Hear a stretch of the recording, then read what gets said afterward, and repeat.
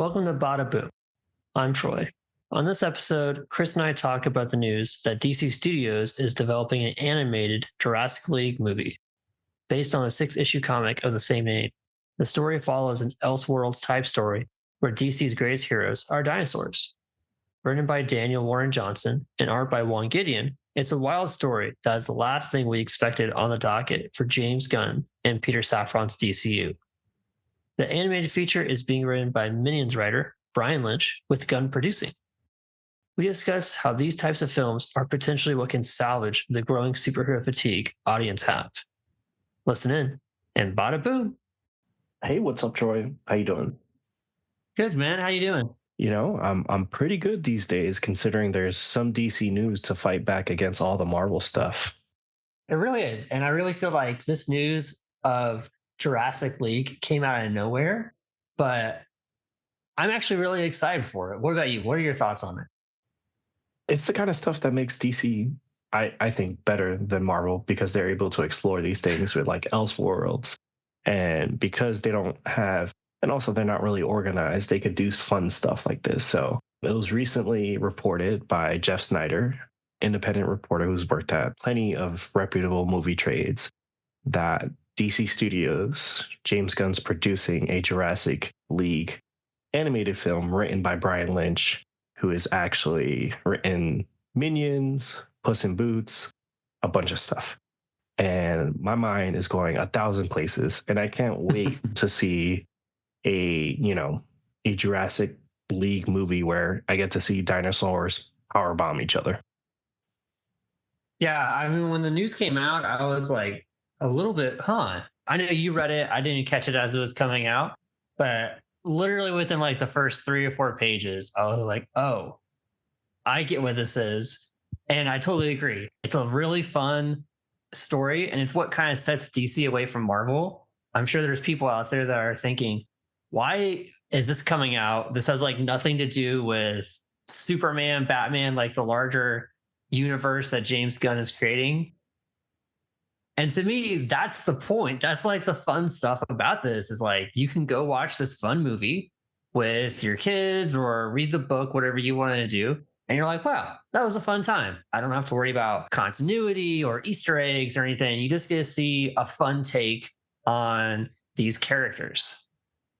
Yeah, and after, kids, saw Superman snap Zod's neck and Batman brand criminals, I think it's time you give kids what they want, which is dinosaurs and superheroes.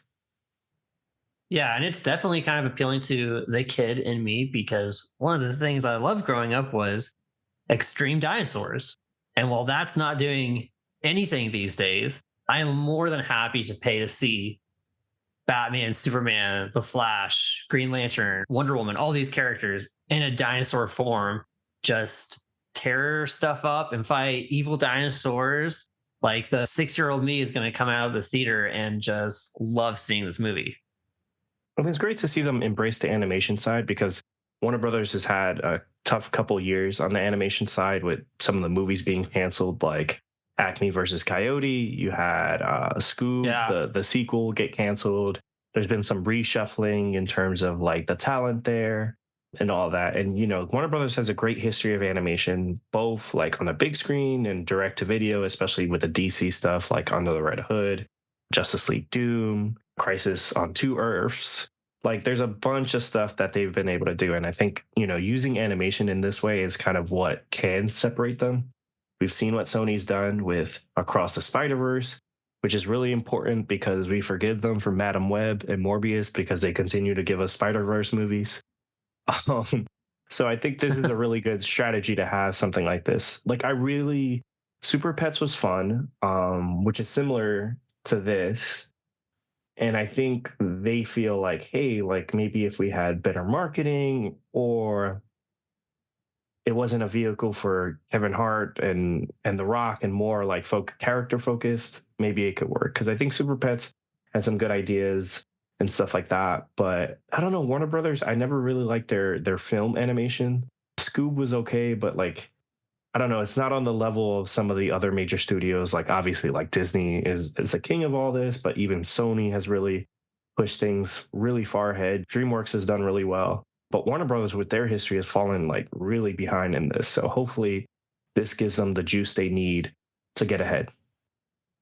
Yeah, and I think the Jurassic League is a good story. And it has bits and pieces from stories that people are familiar with, combining it with this unique dinosaur feel.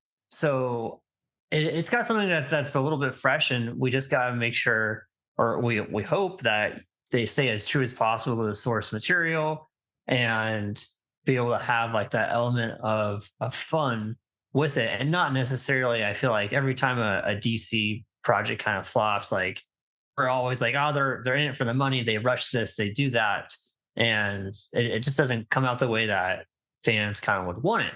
And so with this, because it seems pretty low stakes from an audience perspective side, like it's 6 comic book issues, and with like pieces of the lore that most people already know. So it's like it's hard to mess it up, I feel, unless the animation is like Sonic the Hedgehog version 1. I have nothing but like positive hopes for what this is going to be. Yeah, and like you said, if they stick to the source, Daniel Warren Johnson, he's a great comic book writer, which we've learned from great books like Dual Power Bomb and the current Transformers book. Juan Gideon's art is amazing. All they have to do, Brian Lynch as a writer just has to have a photo of, all those power bombs and wrestling moves that were done in the comic to get the inspiration for the script. And so will the animators. So I think they're in a really good spot to kind of like tackle something like this, because the reality is like there is a bit of superhero fatigue, and that's because we're not getting things that are interesting. We're getting the same things, and sometimes even rehashes. Madam Web, Morbius, those type of movies actually feel like movies that were made 20 years ago.